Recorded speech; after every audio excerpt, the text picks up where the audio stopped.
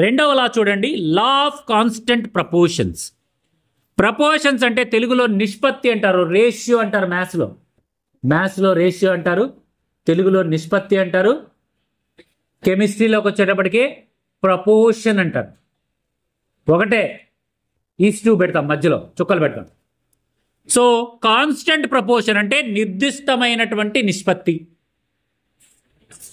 చూడండి, ఇక్కడ లెవోయిజర్ ఏం చెప్పాడంటే, along with the other scientists, note that many compounds were composed of 2 or more elements and each such compound has same elements in the same proportions irrespective of where the compound come from or who prepared it. గమనించండి, ఏం చెప్పాడంటే కొన్ని chemical compounds వేరు ఎలిమెంట్స్తో కలిసి తయారవుతాయి. For example, hydrochloric acid ఉంది, లేదా water ఉందనుకోండి. ఈజీ ఎగ్జాంపుల్, వాటర్ ఫార్ములా తెలుసా మీకు? H2O. వాటర్ ఫార్ములా ఏంటి? H2O. ఇది ఒక కాంపౌండ్ అని దేన్ని అంటామంటే, 2 అంతకంటే ఎక్కువ ఎలిమెంట్స్ కలిసి ఒక మాలిక్యూల్ రూపంలో ఉన్నట్లయితే దాన్ని మనం కాంపౌండ్స్ అంటాం. సో వాటర్ అనేది హైడ్రోజన్ ఆక్సిజన్ల యొక్క మిక్చర్, కాబట్టి అది ఒక కాంపౌండ్. సో వాటర్ H2O అనేటటువంటి మాలిక్యూల్ లోపల 2 హైడ్రోజన్లు, H2 అంటాం, అంటే 2 హైడ్రోజన్ ఆటమ్స్.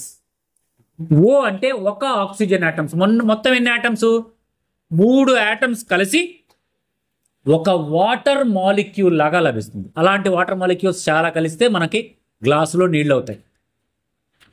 ఓకే, మనం తాగేటటువంటి గ్లాస్ ఆఫ్ వాటర్లో చాలా కొన్ని లక్షల కోట్ల మిలియన్స్ యొక్క పార్టికల్స్ ఉంటాయి, వాటర్ మాలిక్యూల్స్ ఉంటాయి. ఒక్కొక్క మాలిక్యూల్లో 3 ఆటమ్స్ ఉంటాయి. ఏమేంటవి? 2 హైడ్రోజన్ ఆటమ్స్, ఒక ఆక్సిజన్ ఆటమ్. సో దీన్ని కాంపౌండ్ అంటాం. ఈ మిక్చర్ ఎలా ఉంటుందంటే, హైడ్రోజన్ ఆక్సిజన్ యొక్క mixture ratio in the water is 2:1. అంతేనమ్మా? 2 హైడ్రోజన్ ఆటమ్స్, ఒక ఆక్సిజన్ ఆటమ్. 2:1 నిష్పత్తి? 2:1 కదా. వాటర్, ఎక్కడి వాటర్ అయినా సరే, కాలువలో వాటర్ అయినా సరే, పంపులో వాటర్ అయినా సరే, సముద్రంలో వాటర్ అయినా సరే, ఏ వాటర్ అయినా సరే, మాలిక్యూల్ H2Oనే, దాంట్లో 2 ఆటమ్స్ హైడ్రోజన్, ఒక ఆటమ్ ఆక్సిజన్ ఉంటుంది. ఎక్కడి వాటర్ తీసుకున్నా, ఏ దేశంలో వాటర్ తీసుకున్నా, ఎవరు తయారు చేసిన వాటర్ తీసుకున్నా, వాటర్ యొక్క ప్రపోర్షన్ మాత్రం సేమ్గా, వాటర్ మాలిక్యూల్లో ఉండేటటువంటి హైడ్రోజన్ ఆక్సిజన్ల యొక్క నిష్పత్తి, రేషియో మాత్రం సేమ్గా ఉంటుంది. ఎక్కడి వాటర్ అయినా, ఎవరు తయారు చేసిన పదార్థం కాంపౌండ్ అయినా సరే, ఆ కాంపౌండ్ తయారవడానికి రేషియో ఏదైతే ఉందో, ఎలిమెంట్స్ యొక్క రేషియో ఏదైతే ఉందో, అది స్టాండర్డ్గా ఉంటుంది. హైడ్రోక్లోరిక్ యాసిడ్ అని తీసుకున్నాం, మనము బాత్రూమ్స్ కడగడానికి కూడా ఉపయోగిస్తారు హైడ్రోక్లోరిక్ యాసిడ్. ల్యాబొరేటరీలో కూడా ఉపయోగిస్తారు ఎక్స్పెరిమెంట్స్ చేయడానికి హైడ్రోక్లోరిక్ యాసిడ్. 2 హైడ్రోక్లోరిక్ యాసిడ్లే. నువ్వు బాత్రూంలో వాడినా అదే హైడ్రోక్లోరిక్ యాసిడ్, ల్యాబొరేటరీలో వాడినా అదే hydrochloric acid. Hydrochloric acid formula HCl. ఒక హైడ్రోజన్ ఆటము, ఒక క్లోరిన్ ఆటం కలిసి, 2 ఆటమ్స్ కలిసి హైడ్రోక్లోరిక్ యాసిడ్ అనే మాలిక్యూల్గా ఏర్పడుతుంది. ఎక్కడి హైడ్రోక్లోరిక్ యాసిడ్ తీసుకున్నాం, భారతదేశంలో ముప్పాళ్లలో ల్యాబొరేటరీలో ఉన్న హైడ్రోక్లోరిక్ యాసిడ్ తీసుకున్నా, అమెరికా లాస్ ఏంజల్స్లో ఉన్నటువంటి పెద్ద యూనివర్సిటీలో ఉన్న హైడ్రోక్లోరిక్ యాసిడ్ తీసుకున్నా, 2 హైడ్రోక్లోరిక్ యాసిడ్లో ఉండే మాలిక్యూల్లో హైడ్రోజన్ అండ్ క్లోరిన్ ఆటమ్స్ 2 ఒకటొకటి కలిసే ఉంటాయి. సో రేషియో 1:1 రేషియో అనేది మారదు. ఎవరు తయారు చేసినా, ఎక్కడ తయారు చేసినా, ఎప్పుడైనా. సో కాంపౌండ్స్ తయారయ్యే నిష్పత్తి మాత్రం మారదు. దీనినే లా ఆఫ్ కాన్స్టెంట్ ప్రపోర్షన్ అని చెప్తాం. ఇక్కడ చూడండి, హైడ్రోజన్ 1 గ్రామ్ ఆఫ్ హైడ్రోజన్, ఇక్కడ 8:1. చూడండి, ఇక్కడ వాటర్ ఇంకా వివరంగా ఇచ్చారు. చూడండి, water the ratio of mass of hydrogen and mass of oxygen is 1:8. ఇక్కడ మాస్ రేషియో ఇచ్చారు, నేనేమో మాలిక్యూల్ రేషియో చెప్పాను మీకు 2:1 అని.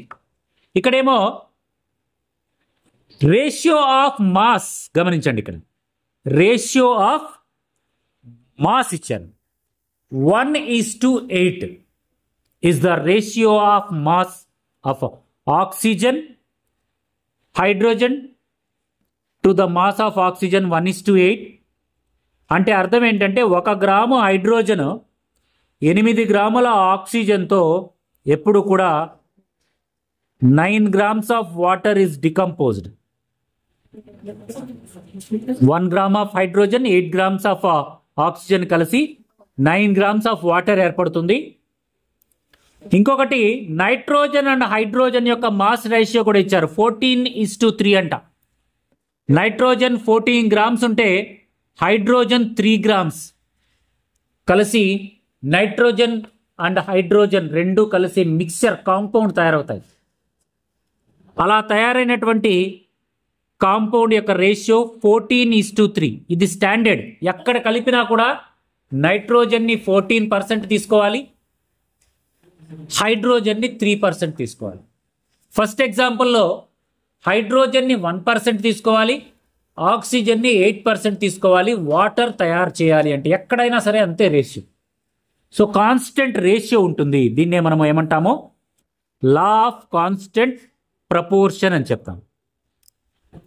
దీన్ని లా ఆఫ్ కాన్స్టెంట్ ప్రపోర్షన్ అంటారు. ఏం చెప్తుందో ఒకసారి అండర్లైన్ చేసుకోండి. The law of constant proportion define that this law states by ప్రాస్ట్ అనే సైంటిస్ట్ చెప్పాడు దీన్ని ఎక్కువ శాతం.